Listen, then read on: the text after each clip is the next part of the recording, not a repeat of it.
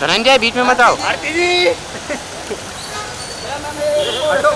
Ma'am ma'am wait wait ma'am एक minute आगे मत जाओ, अरे आगे मत जाओ, बस आगे मत जाओ, अरे आगे मत जाओ यार, बस बस बस अरे आप लोग कैसे आए इधर? आपके लिए आए आपके लिए। आपकी गाड़ी फॉलो किए। पास पीछे ले लूं? हाँ मैम क्या बात है मैम थोड़ा बाकी हो। अजी आज नहाए ना? उधर ही नहाते हैं, वरना पानी पूरी बचाना चाहिए। आप सब ठीक है? हाँ हम तो ठीक है मैडम। आरती जी ये बाबा ये हुआ था बाकी हो। चलो thank you. Okay bye bye.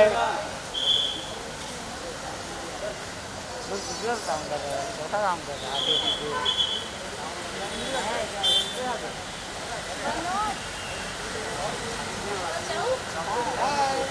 चलो सर।